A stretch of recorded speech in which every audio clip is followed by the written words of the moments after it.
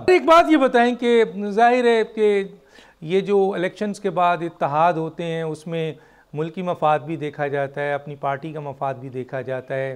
اور بھی بہت سے فیکٹر ہوں گے، لیکن یہ بتائیے کہ کیونکہ آپ بظاہر تو آج بھی دو بڑی سیاسی جماعتیں ہیں اور جے یو آئی کا بہت اہم رول رہے گا اس الیکشن کے بعد بھی، تو آنے والے وقت میں دونوں ماضی میں آپ دونوں سیاسی جماعتوں سے بہت قریب رہے ہیں، پاکستان پیپلز پارٹی سے بھی اور پی ایم ایل این سے بھی، تو اب یہ سوال ہم ضرور پوچھنا چاہیں گے سر کہ الیکشن کے بعد اگر اتحاد کی ضرورت دونوں جماعت کو ہوتی ہے اور وہ الگ الگ ایک اچھا مینڈیٹ لیتے ہیں اور جے یو آئی فیصلہ کن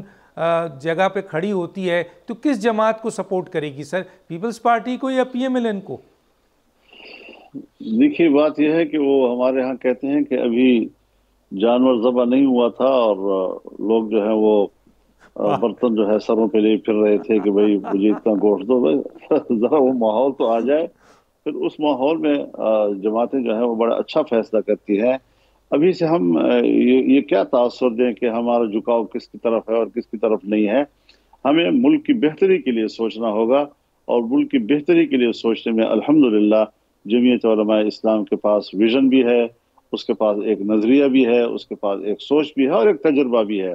ہم نے حکومتیں نہیں کی لیکن حکومتوں کے اتنے قریب تو رہے ہیں کہ ملکی معاملات کو تو سمجھتے ہیں، اور یہ تو جانتے ہیں کہ ہماری خارجہ پالیسی کیا ہونی چاہیے، اس کی بنیاد کیا ہونی چاہیے، ملکی معیشت کو کیسے مستحکم کرنا چاہیے، دنیا کے مفادات اپنے ساتھ ہم نے کیسے وابستہ کرنا ہے، ملکی وسائل کو ہم نے کیسے استعمال کرنا ہے، کس طرح عام آدمی کے لیے ہم نے سہولتیں بہم پہنچانی ہے، میگا پروجیکٹس کہاں سے لانے ہیں، کیسے لانے ہیں، یہ ساری چیزیں جو ہیں وہ آنے والے وقت میں اس کے فیصلے ہوں گے۔ الیکشن سے پہلے میرے خیال میں اس بارے میں کوئی واضح رائے دینا یہ تو مشکلات پیدا کرنے والی بات ہے۔ اچھا سر، کے پی کے اور بلوچستان جہاں جے یو آئی بہت مضبوط ہے، کیا آپ اس دفعہ حکومت بنانے جا رہے ہیں؟ آپ کو نظر آ رہا ہے سر؟ جو عوامی سطح پر تاثر ہمیں مل رہا ہے عوام کے صفوں سے، اس میں تو بالکل صاف نظر آ رہا ہے کہ یا تو جے یو آئی خود حکومت بنائے گی یا جے یو آئی کی قیادت میں حکومت بنے گی۔ اچھا سر، بہت صحیح بات کی آپ نے۔ میں جو قیادت کی بات کی اس میں ایک چیز پوچھنا چاہوں گا کہ بہت اہم ہے اس وقت یہ سوال کہ یہ بتائیں سر کہ آپ کا ایک بڑا اتحاد جو ہے وہ سندھ میں پاکستان پیپلز پارٹی کے خلاف نظر آ رہا ہے، جے یو آئی کا، جس میں جی ڈی اے بھی ہے، پی ایم ایل این کو بھی شامل کیا گیا ہے، ایم کیو ایم بھی کسی جگہ شامل ہو گئی ہے، تو یہ اتحاد تو پاکستان پیپلز پارٹی کے خلاف ہے، لیکن کیا یہ ممکن ہے کہ کے پی کے اور بلوچستان میں پاکستان پیپلز پارٹی کے ساتھ مل کر جے یو آئی اتحاد کرے اور حکومت بنائے؟